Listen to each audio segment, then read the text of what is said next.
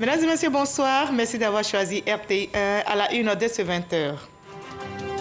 Le projet de loi des finances portant budget de l'État pour l'année 2022 et son annexe fiscale ont été adoptés par les membres de la Commission des affaires économiques et financières de l'Assemblée nationale. Ce budget s'élève à plus de 9 000 milliards de francs CFA. Il est en hausse de 17,9% par rapport à 2021. Le 5e recensement général de la population et de l'habitat se poursuit. La ministre Nialé Kaba du Plan et du Développement est à la tribune des rédactions de Fraternité Matin pour évoquer les enjeux. Pourquoi le recensement qui est concerné? Les débats ont duré 3 heures d'horloge. Les douanes ivoiriennes font une importante saisie. 79 tonnes de produits prohibés composés de chanvre indien, de cigarettes et de médicaments falsifiés ont été incinérés. La régie financière appelle à lutter contre les produits contrefaits pour préserver la santé des populations. En Éthiopie, les rebelles tigréens sont à moins de 200 km de la capitale. Face à la montée de ces rebelles, la France et l'Allemagne appellent leurs ressortissants à quitter sans délai le pays. Le Premier ministre éthiopien, Abiy Ahmed, annonce qu'il se rendrait en personne sur la ligne de front. Soyez les bienvenus sur RTI1. Le budget 2022 de notre pays s'élève à plus de 9 000 milliards de francs CFA. Il est en hausse de 17,9% par rapport à 2021. Les membres de la Commission des affaires économiques et financières de l'Assemblée nationale ont donné leur accord. Le projet de loi portant budget de l'État pour 2022 et son annexe fiscale ont été adoptés à l'unanimité, nous rapporte Cheikh Kony. C'était la dernière étape avant son passage au vote en plénière. Dans la nuit du vendredi au samedi 20 novembre, les parlementaires ont voté en commission le projet de budget de l'État et l'annexe fiscale 2022, après de longs échanges avec les émissaires du gouvernement. Nous sommes heureux simplement parce que le travail que nous avons fait a été adopté par l'Assemblée, ça a été un long travail et naturellement on ne peut que s'en réjouir. Mais au-delà, c'est surtout, je l'ai indiqué tantôt, la qualité, la richesse de nos échanges, la profondeur donc, des propositions qui ont été formulées, leur pertinence, ce sont des choses qui nous ont vraiment réjouis. C'est ça aussi l'intérêt du budget programme, la gestion axée sur le résultat, qui fait en sorte donc, que l'exécutif puisse s'obliger à bien maîtriser ce dossier face à une Assemblée nationale extrêmement scrupuleuse concernant le respect de certains principes. Et puis à l'arrivée, c'est la qualité de la gouvernance qui s'améliore en Côte d'Ivoire. Le budget 2022 de l'État de Côte d'Ivoire s'équilibre en ressources et en charges à 9 901,1 milliards de francs CFA, en hausse de 17,9% par rapport à 2021. Ce budget, comme l'a expliqué Moussa Sanogo, devrait permettre au gouvernement de mettre en œuvre sa politique de développement économique et social. Pour ce faire, plusieurs secteurs d'activité devraient connaître un regain de dynamisme pour soutenir la croissance économique. Il s'agit entre autres du secteur primaire qui connaîtrait une progression de 1,6% et le secteur secondaire qui progressera de 10,4% grâce à l'énergie, le BTP et les industries. S'agissant de l'annexe fiscale, 25 articles la composent. On note le relèvement du taux de droit d'assises sur le tabac et l'institution d'une taxe sur les jeux du hasard. Au niveau des exonérations, cette annexe prévoit un seuil de 354 milliards de francs CFA. Avant le vote des députés, les ministres du Commerce, de l'Industrie et celui de la promotion des PME et de l'artisanat ont défendu leur dotation budgétaire qui a été votée à l'unanimité des membres de la Commission. Combien sommes-nous? Comment sommes-nous répartis sur le territoire national? Autant de questions qu'on se pose tous. Eh bien, pour les réponses, il faudra attendre les résultats du RGPH 2021. Le 5e recensement général de la population et de l'habitat est en cours.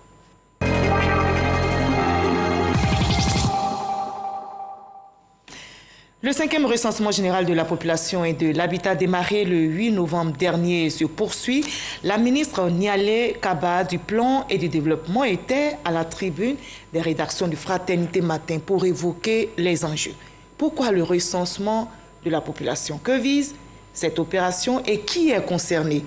3 heures de débat ont suffi, vous allez le voir, pour éclairer les journalistes. Noël Niagno.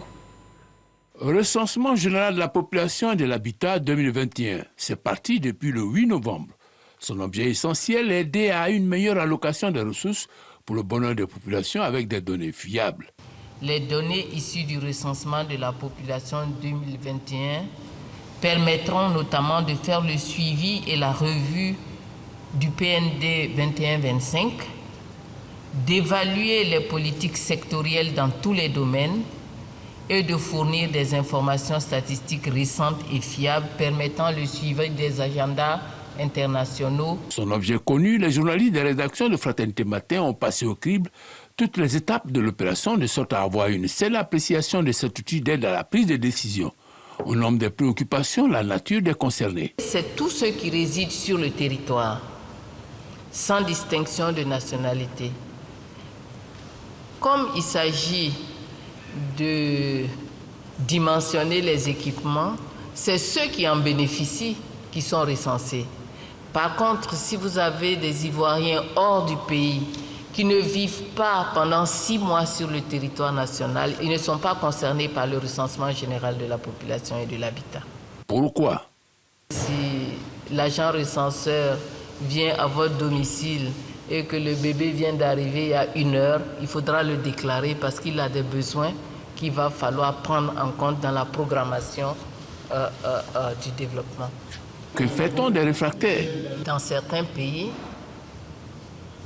les gens sont contraints par la loi à se faire recenser. En Côte d'Ivoire, on a compté jusqu'à présent sur le comportement citoyen et des Ivoiriens et des non-Ivoiriens pour pouvoir donc recueillir les données. Pourquoi l'opération dure-t-elle 3 semaines? C'est une norme internationale. C'est le maximum qu'on fait, quelle que soit la taille du pays, quitte à procéder à des découpages par zone. C'est-à-dire que tout le territoire n'est pas fait au même moment, mais c'est vraiment 3 semaines le temps pour pouvoir faire le recensement partout. Selon Madame le ministre du Plan et du Développement, les premiers résultats sont attendus pour fin avril. Coût de l'opération, 23,9 milliards de francs CFA et mobilisera 38 000 agents. Recenseurs. Voilà, le corps préfectoral s'implique pour la réussite de cette opération de recensement. Vous allez le voir, la sensibilisation s'accentue dans la région de San Pedro, nous rapporte notre correspondant sur place, Sam Kona.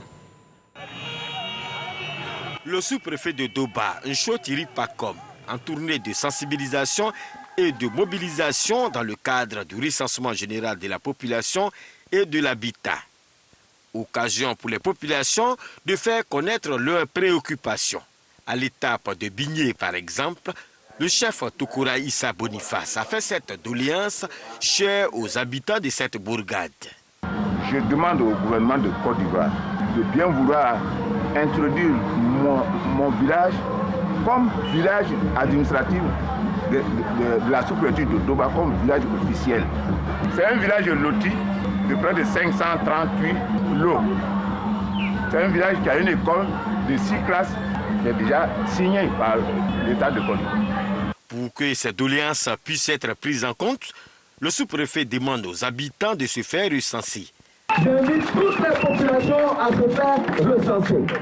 Selon la loi, quand un site habité atteint plus de 500 habitants, ce site-là doit être dirigé en village. Qu'est-ce qui permet de savoir ça? C'est le recensement.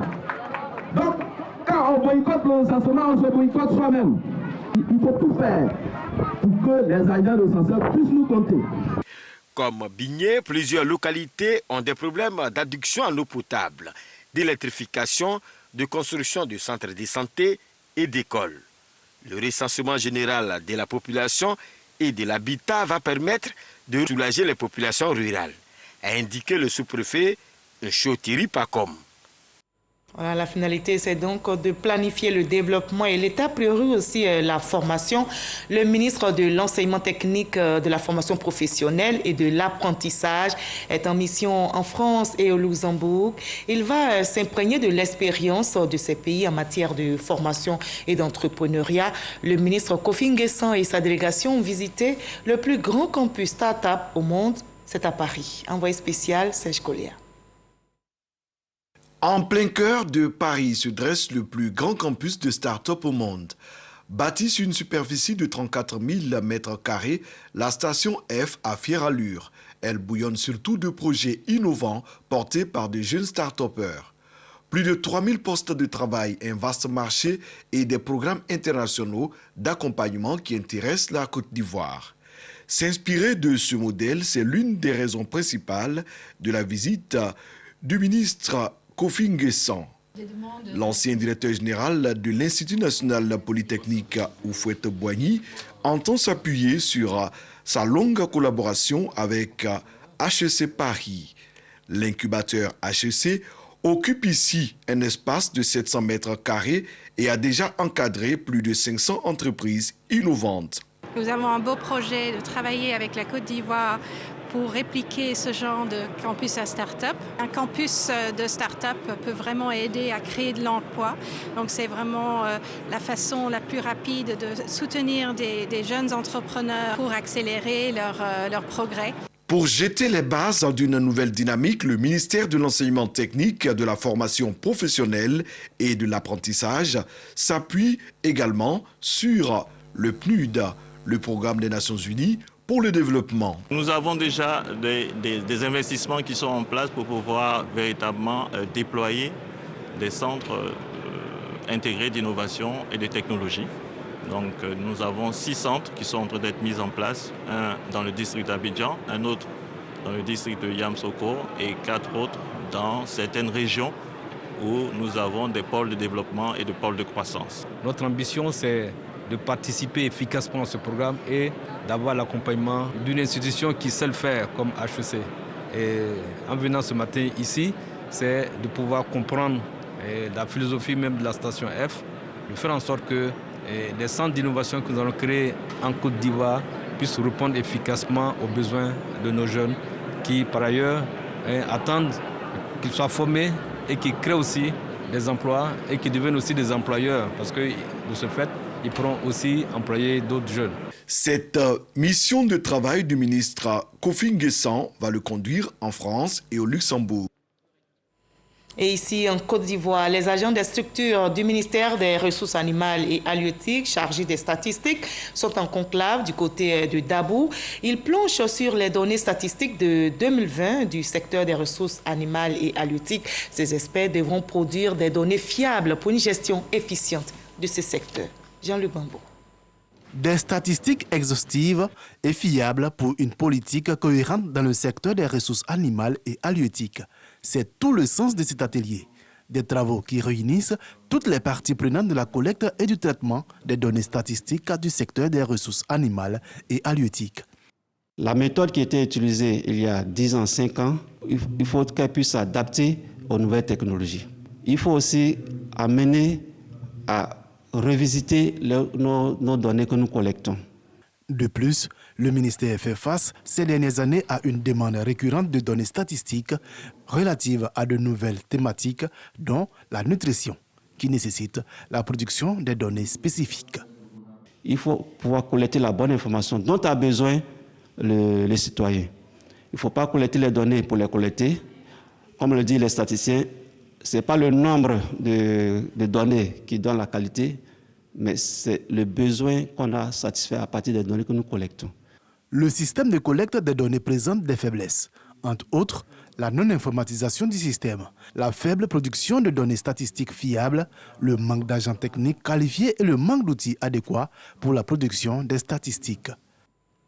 Les douanes ivoiriennes en action et ça se voit. La régie financière a fait une importante saisie. 79 tonnes de produits prohibés. Ces produits non homologués et de contrebande ont été incinérés. Ils sont composés de chanvre indien, de cigarettes et de médicaments falsifiés. Ces substances nocives ont fait l'objet de destruction par le feu afin de préserver la santé des populations, nous explique l'enseignant Bakayoko. 10 tonnes 8 de cannabis, 60 tonnes de faux médicaments et 8 tonnes de cigarettes de contrebande sous les flammes. Preuve qu'au niveau des services douaniers, la traque des produits interdits se poursuit avec la même intensité. Il s'agit de marchandises frappées de prohibition absolue. Aujourd'hui, nous procédons à la destruction par incinération. Ce que nous faisons ici, cela se fait également à Korogo lorsqu'il y a des saisies. Vous savez que le coût de la destruction est relativement important. Les saisies de Korogo sont détruites à Korogo. Il y a des destructions qui sont faites dans toutes nos directions régionales lorsqu'elles sont importantes. À travers cette opération, il s'agit pour les douanes ivoiriennes de remplir leur mission économique, mais davantage de protéger la santé des populations exposées à ces substances dangereuses impropres à la consommation. En inondant le marché de bons médicaments produits localement, nous allons de facto réduire le besoin d'importer des produits et nous allons mieux contrôler les produits qui sont sur le marché ivoirien. Sur le plan de la mobilisation des ressources de porte, le gouvernement a en plein exercice budgétaire revu à la hausse les objectifs assignés à l'administration douanière. Question de faire face aux tensions de trésorerie liées à la forte demande sociale. Des objectifs qui seront atteints, assurance du patron des douanes, le général Pierre Da. L'objectif pour la fin de l'année 2021, qui était de 2022 milliards, est passé maintenant à 2056 milliards. Malgré cette rallonge qu'on vient de nous apporter, eh bien cet objectif sera atteint. On me demande de l'atteindre au 31 décembre, mais je dis, mon objectif c'est de l'atteindre à la fin novembre. Et j'y suis. Pour ces saisies, les agents de l'unité mobile d'intervention rapide sont en première ligne, appuyés par les brigades de surveillance et de contrôle territorial stationnées à l'intérieur du pays. Le combat est aussi engagé contre le terrorisme. On s'active dans l'espace CEDEAO. Les chefs d'état-major de la sous-région ouest-africaine en conclave à Abidjan ont fait un tour à Jacquesville, qui abrite l'Académie internationale de lutte contre le terrorisme. Le comité des chefs d'état-major, en marge de la 41e réunion, a visité cette académie créée pour renforcer les capacités opérationnelles des unités contre le terrorisme. Abou Sanogo. Le comité des chefs d'état-major de la CEDEAO à l'Académie internationale de lutte contre le terrorisme de Jacquesville. Une visite pour apprécier la plus-value que peut apporter cette institution bâtie sur un espace de 1200 hectares en termes de réponse au terrorisme. Sa création vise à développer la capacité des États de la région à apporter une réponse globale à la menace terroriste qui s'y développe. Conçu à l'initiative commune des gouvernements français et ivoiriens, ce projet a été porté en effet en novembre 2017 à Abidjan lors du sommet Union européenne-Union africaine par le président de la République française, Emmanuel Macron, et le président de la République de Côte d'Ivoire, Alassane Ouattara. En termes de réponse au terrorisme, l'Académie internationale de lutte contre le terrorisme de Jacquesville repose sur 3 piliers, à savoir l'entraînement, la formation des cadres et la recherche stratégique sur l'étude de la menace terroriste. Les chefs militaires de la sous-région ouest-africaine ont visité les différentes installations, à savoir le champ de tir et le village sahélien, chargé de renforcer les capacités opérationnelles des unités engagées dans la lutte antiterroriste. Tout ceci vise à créer une communauté et susciter une culture commune de contre-terrorisme. To come and visit this counter-terrorism training center. Je constate que c'est un édifice avec plusieurs enceintes, plusieurs dispositions pour faciliter l'entraînement de nos soldats et également pour la lutte contre le terrorisme. Nous avons été enchantés de voir que c'est une initiative qui est devenue concrète et nous espérons que cela va durer dans le temps.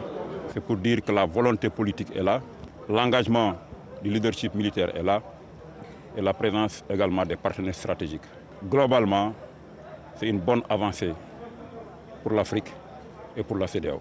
L'Académie internationale de lutte contre le terrorisme de Jacquesville ambitionne de devenir un pôle d'expertise et de compétences régionales en matière de lutte contre le terrorisme au bénéfice de la stabilité des États et de la sécurité des populations.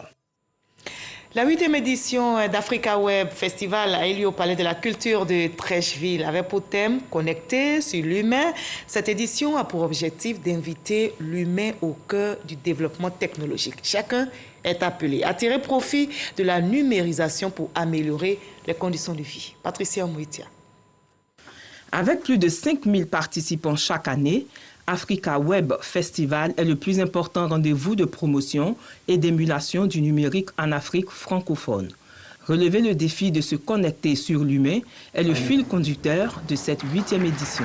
On a vu qu'avec la COVID-19 partout dans le monde, l'humain redevient important et on se dit comment on fait pour connecter tout le monde sur l'humain. En fin de compte, on est une plateforme de visibilité pour l'Afrique. Cet événement réunit intervenants de renommée internationale, entrepreneurs, organisations, partenaires institutionnels et grand public pour réfléchir au mieux vivre ensemble par l'innovation, la créativité et l'entrepreneuriat. C'est une aventure qui a commencé depuis plus de 8 ans et il est important aujourd'hui pour nous d'être présents. Et donc le thème connecté sur l'humain nous interpelle particulièrement parce que le groupe RTI œuvre tous les jours à connecter l'ensemble des Ivoiriens sur l'humain. Que l'Afrique est en train de réussir le pari du numérique. On a pas mal d'investissements et quand on parle justement de se connecter à l'humain et d'éthique numérique, c'est aussi la responsabilité en termes de protection des données. Pendant 2 jours, une succession de conférences, ateliers et de tables rondes aura pour ambition de développer de nombreux thèmes, notamment différentes activités autour du numérique et de la dimension humaine.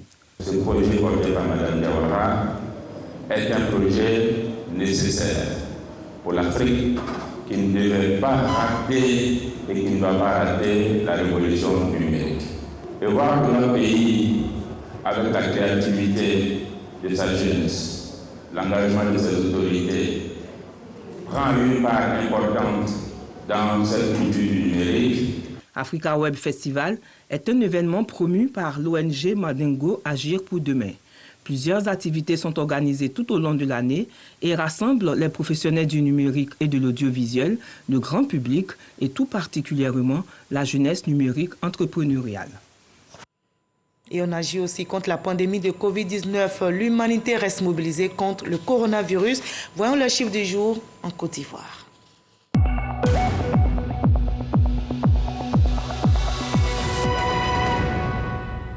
Ce mercredi 24 novembre, on dénombre 8 nouveaux cas de Covid-19, 29 nouvelles guérisons, 0 décès.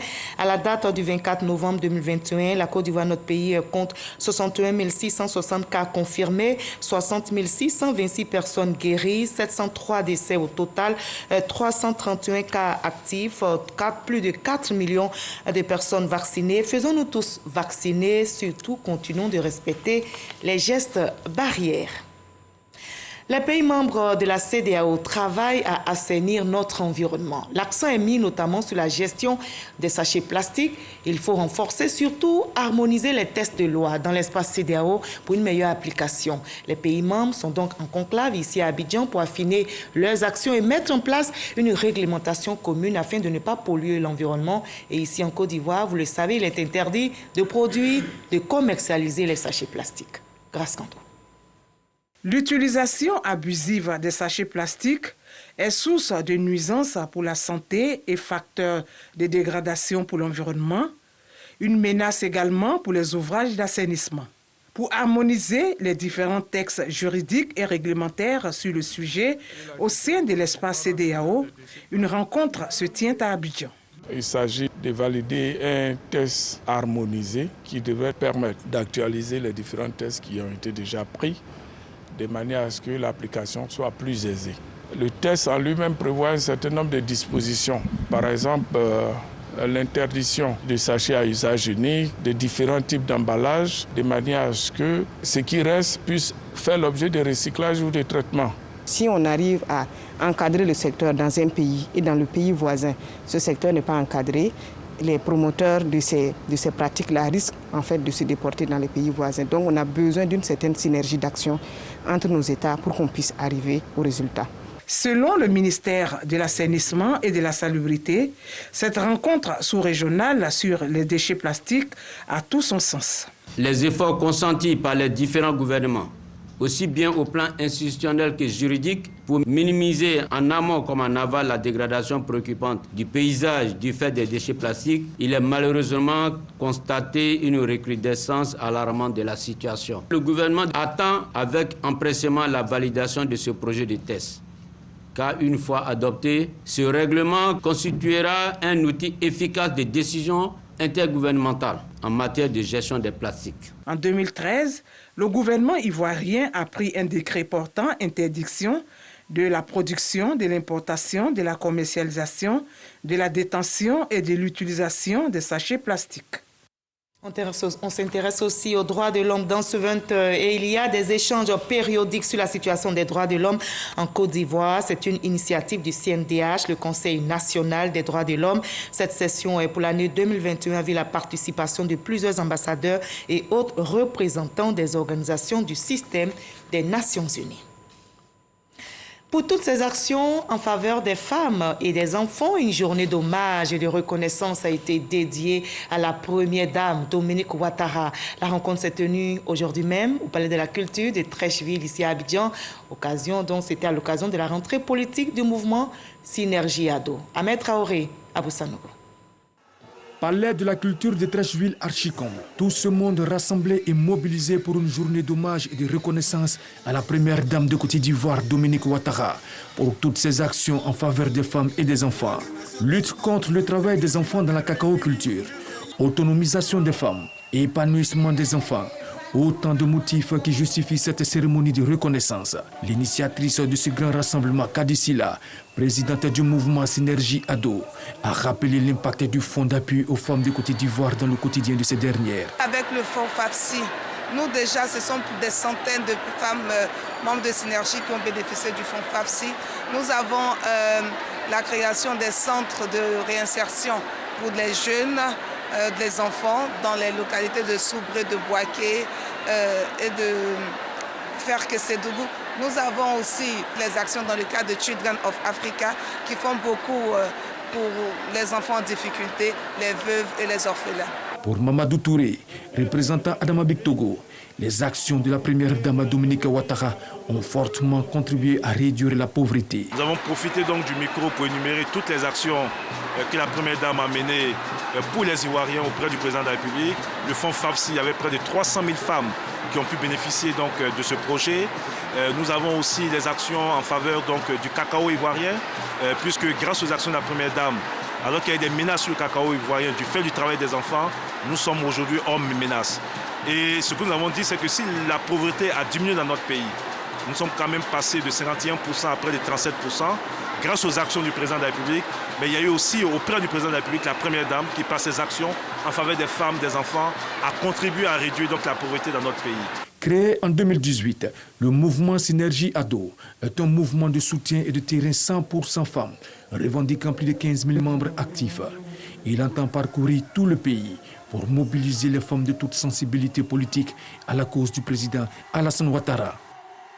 Et on termine par l'Éthiopie où les rebelles tigréens sont à moins de 200 km de la capitale. Abiy Ahmed, prix Nobel de la paix 2019, Premier ministre éthiopien, appelle le peuple à se lever. Après avoir déclaré l'état d'urgence le 2 novembre dernier, il annonce qu'il se rendrait en personne sur la ligne de front pour diriger la défense de la capitale. Face à la montée des rebelles, la France et l'Allemagne appellent leurs ressortissants à quitter sans délai le pays.